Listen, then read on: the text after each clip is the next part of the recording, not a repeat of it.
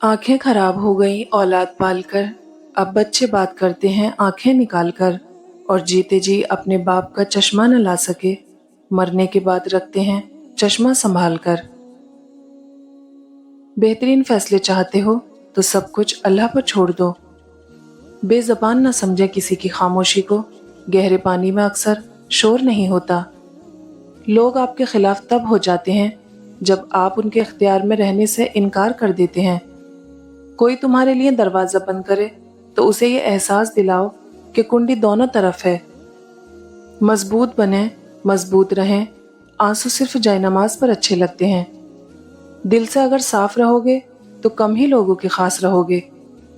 जिस मुआशरे में गोश्तखोर दरिंदे पाए जाते हों, वहां अपनी बच्चियों के लिबास की तरफ खास तवज्जो देनी चाहिए। जब तुम मुश्किलात से निकलकर आसानियों में आ जाओ तो उस रब को सजदा जरूर करना जिसने तुम्हें गिर के उठना और कुछ न होने से कुछ होना सिखाया और कुछ बनाया भी। जब तक तुम्हारे माँ बाप के होठ तुम्हारे लिए दुआ के लिए हिल रहे हैं, तुम दुनिया के अमीर तरीन इंसान हो। अल्लाह सबके माँ बाप सलामत रखे। जब तुम दिलों में दाखिल हो जाओ तो उनमें खूबसूरती से रहा करो। कुरान कहता है, दिलों का हाल तुमसे बेहतर तुम्हारा अल्लाह जानता है।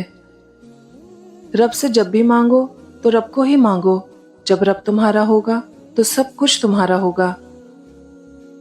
किरदार से बेहतर इंसान का कोई असासा नहीं। लफ्जों के विज़ायके होते हैं, बोलने से पहले चख लिया करें।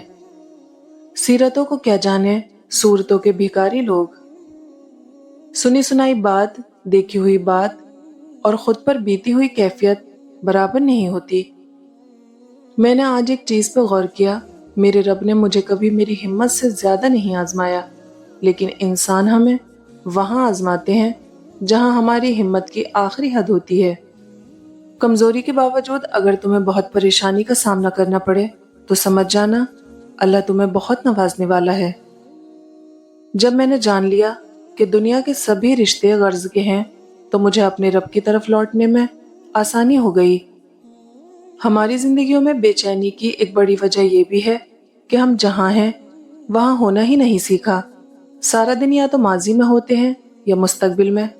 अगर कहीं नहीं होते तो बस हाल ही में नहीं होते। पहल कीजिए ताल्लुक जोड़ने में, राब्ते करने में, किसी को जिंदगी की तरफ वापस लाने में, नाउम्मीदी के खात्मे में, मुस्कुराने में। ये भी सदका है।